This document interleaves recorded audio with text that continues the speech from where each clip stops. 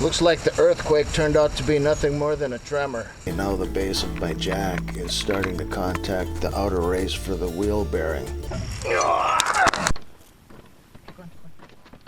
I held my first load of firewood for this season the other day with my old dump truck. And when I left the woods, everything was going just fine.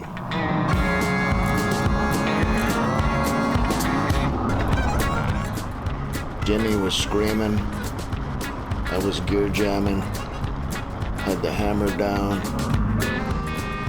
I was fat, dumb, and happy, and everything was going fine. Until I got to my destination, that is. When I stopped and got out of the truck, I noticed that smoke was emanating from my left rear wheel. Well, that could only mean one thing. The brake was dragging on that wheel. So I really can't drive this truck until I fix this brake, because I really don't want to smoke my brakes on this truck. That would be undesirable.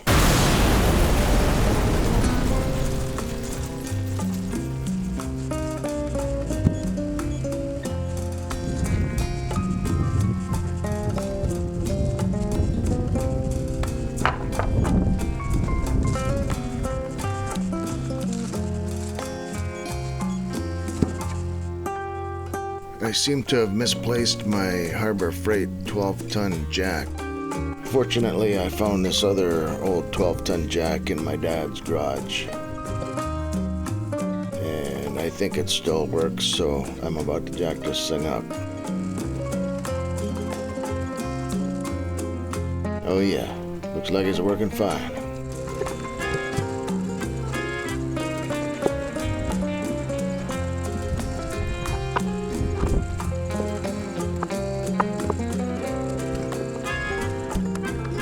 I'm going to put this little steel plate in here in an attempt to not split my dunnage.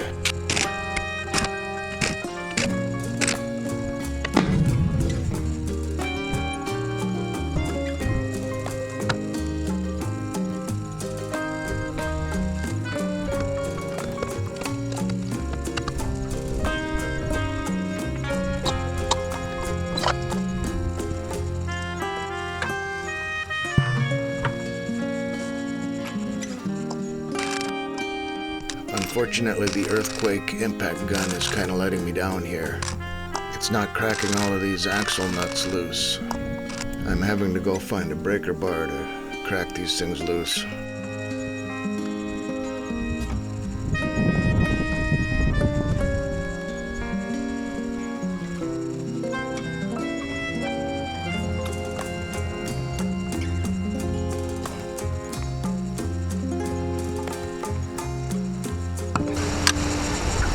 Looks like the earthquake turned out to be nothing more than a tremor. Had to resort to a breaker bar to crack most of these nuts loose. Oh well.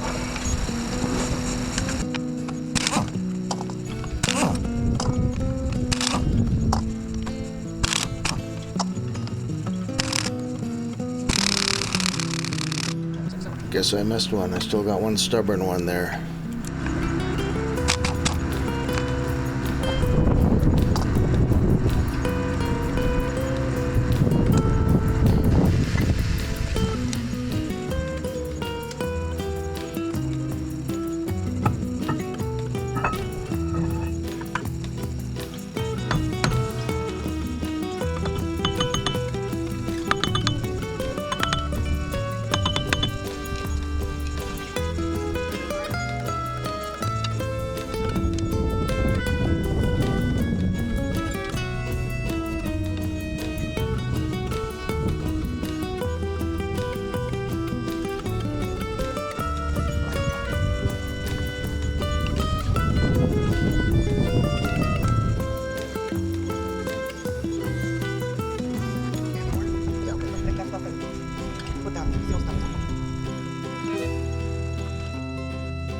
I'm gonna have to cage this air cylinder if I ever hope to get this brake drum off of there.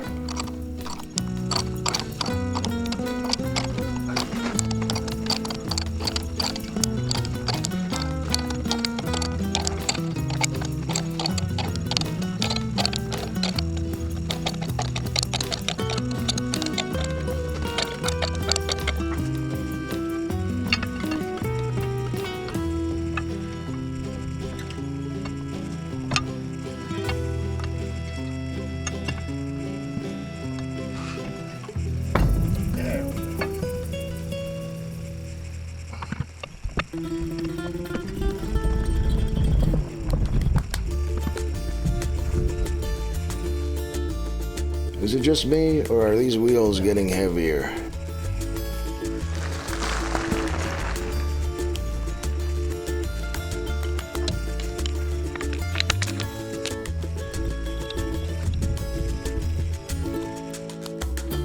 I do believe I'm going to employ the old horizontal jack technique to pull this rim off of here, since it worked so good last time I did this on the other side. So here we go.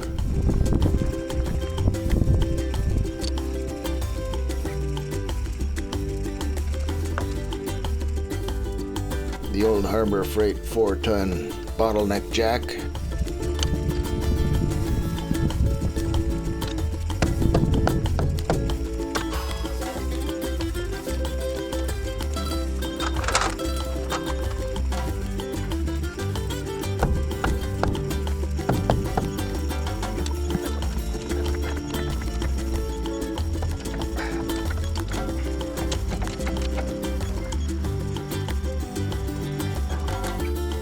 This side's a little tight. Once I got to this point on the other side, the drum just came right off. This one's dragging all the way. Lovely. Since this drum is pulling tight all the way, now the base of my jack is starting to contact the outer race for the wheel bearing. So I'm gonna have to stop jacking here because I'm fighting myself.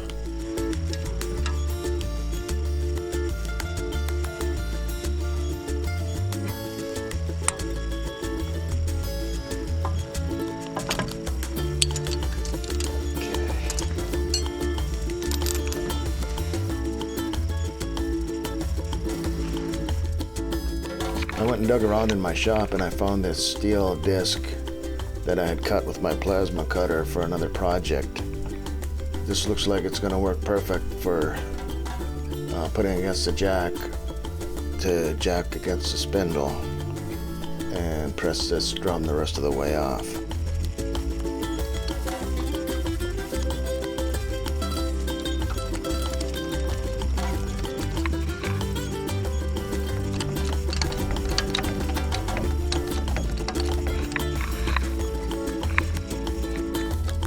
There we go. That's the ticket coming right off of there.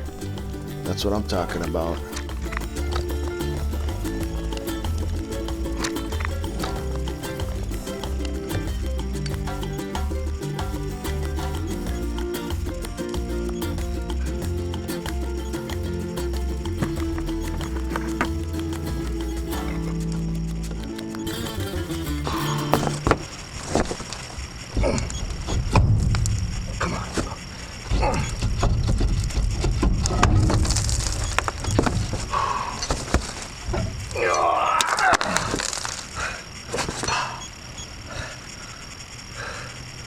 Oh yeah, got some gravity in that baby.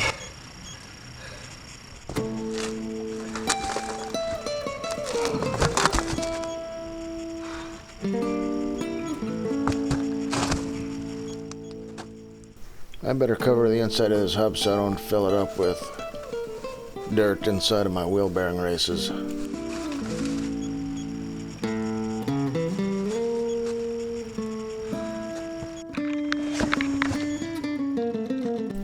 Pretty nasty looking inside of here, but I don't think it's quite as bad as the other side was.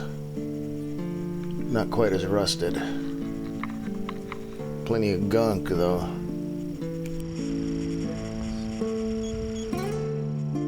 Here's the actuator cam for the brake shoes. Looks to me like it's partially engaged. I think that's why I was having such a hard time getting the brake drum off of there. I'm gonna have to have a closer look at that, see what's going on.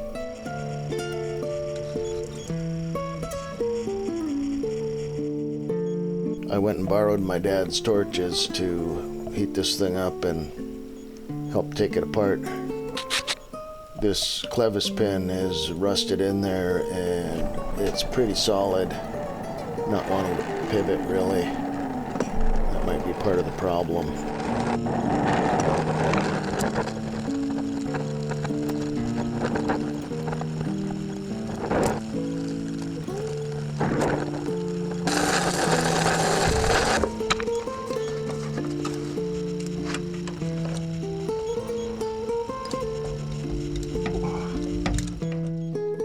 that air brake cylinder was looking kind of rough, so I went and got another one.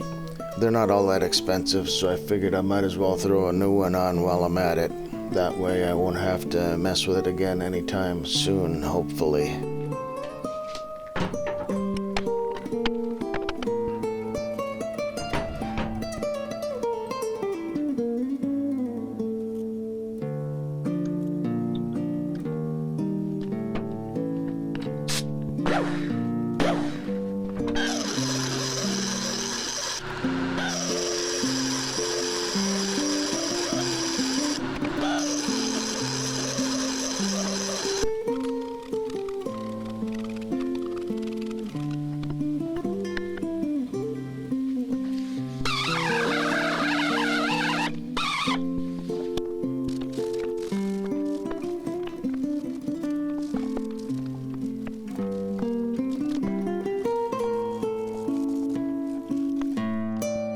Time for a little ceramic brake lube on these pivot points. A couple of viewers from my last brake video suggested putting the springs on prior to installing the shoes, which I did this time and it worked great. I just wish I would have pressed the record button to capture it.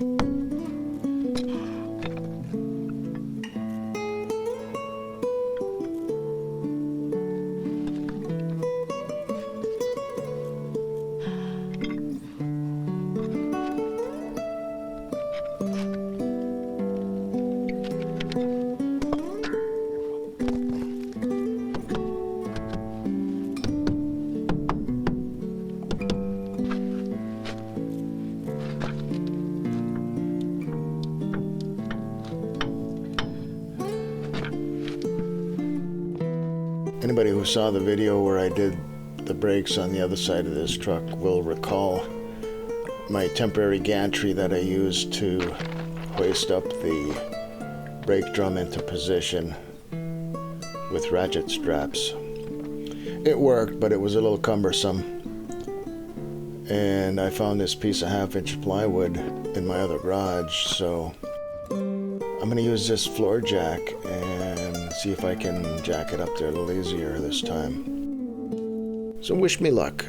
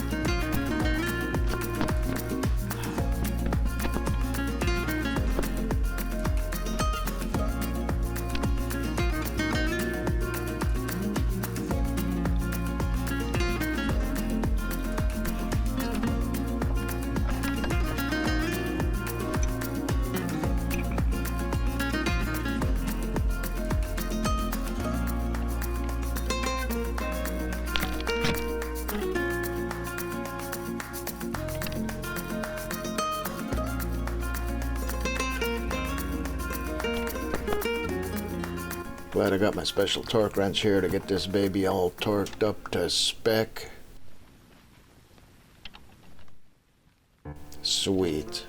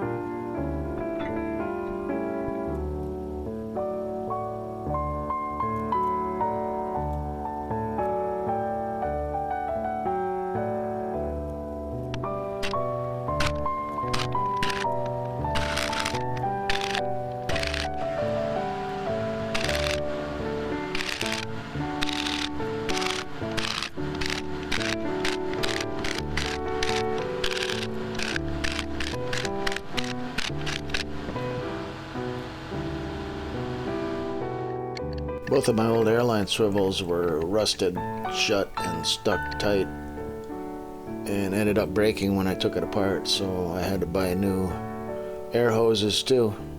I guess it doesn't hurt to have new air hoses with a new air cylinder. Nothing but the best around here.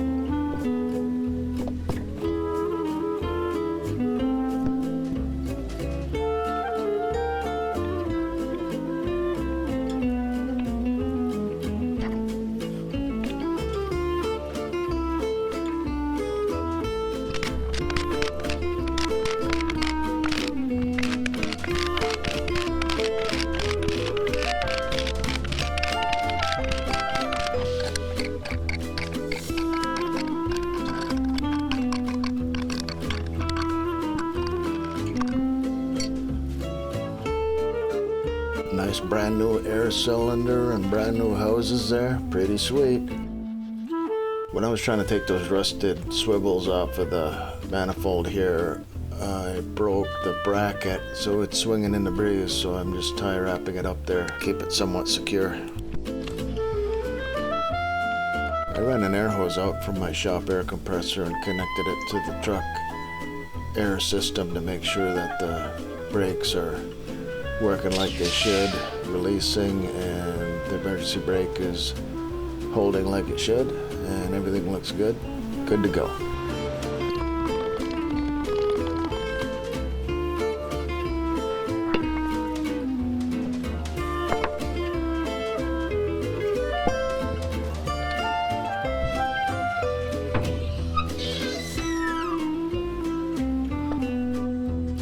Better top off this axle before I get too carried away. No, look at that, it's gushing out. I guess it got enough oil in it.